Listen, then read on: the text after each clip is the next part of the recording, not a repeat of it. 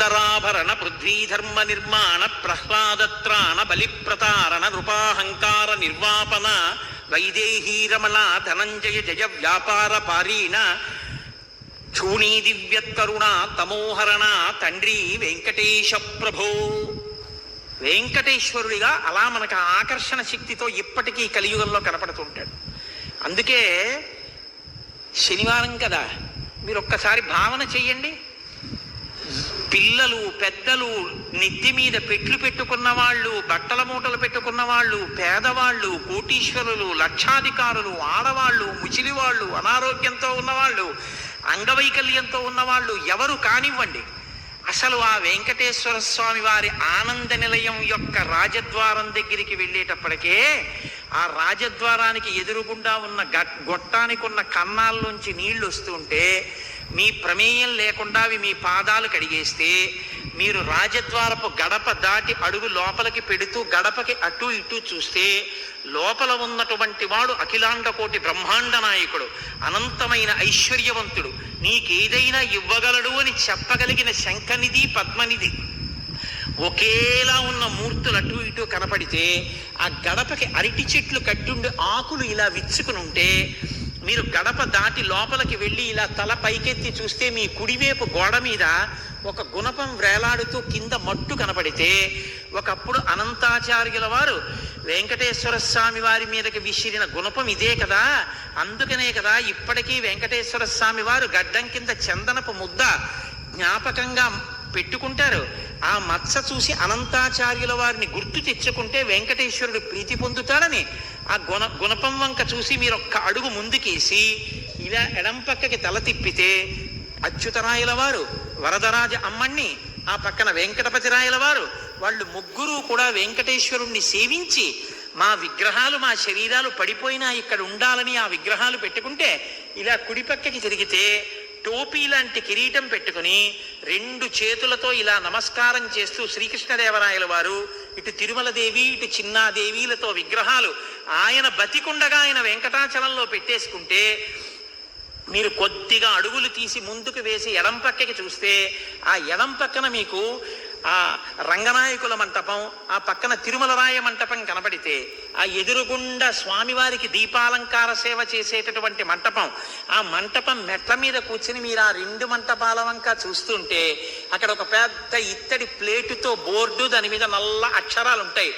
మాలిక్ కాఫూర్ దక్షిణ భారతదేశం మీదకి దండయాత్ర చేసి వచ్చినప్పుడు శ్రీరంగం క్షేత్రం మీదకి దండయాత్రకు వెడితే రంగనాథుణ్ణి రక్షించడానికి ఈ క్షేత్రానికి తీసుకొచ్చి ఈ మంటపంలో చాలా కాలం ముంచి పూజలు చేశారు కాబట్టి ఈ మంటపానికి రంగనాయకుల మంటపము అని పేరు వచ్చినది అని ఒక పెద్ద బోర్డు ఉంటే మీరు ఆ బోర్డు చదివి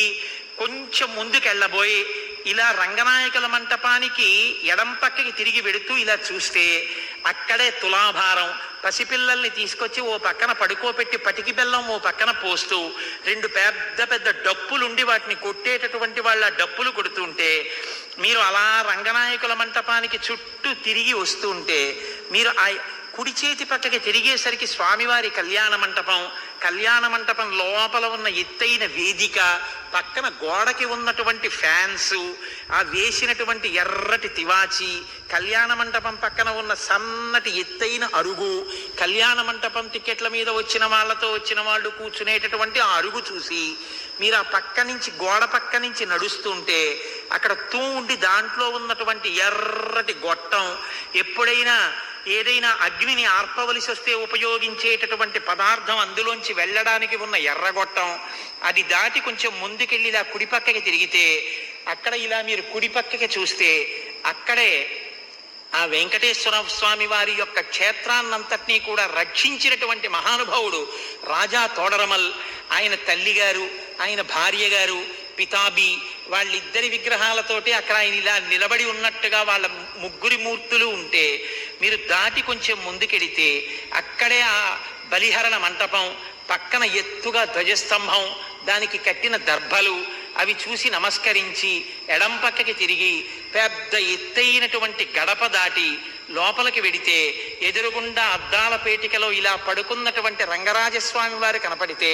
ఆయనకు నమస్కారం చేసి ఇలా తలపైకెత్తి చూస్తే ఆకాశం కనపడితే ఇక్కడికి ఈ ద్వారం, అక్కడికి ఆనంద నిలయం యొక్క ప్రాకారం రెండు విడిపోతే మీరు ఎడం పక్కకి తిరిగి చూస్తే వరదరాజస్వామి వారి దేవస్థానం, ఆకుపచ్చటి పంచ, జానెడు ఎర్రటి అంచు కట్టుకున్నటువంటి స్వామి, ఆయన పొట్టమించి అంచులు ఇలా ఇలా తిప్పితే కంచి వరదరాజస్వామిని అక్కడ దర్శనం చేసుకుని కుడి పక్కకి తిరిగి మీరు ఆనంద నిలయంలోకి వెడితే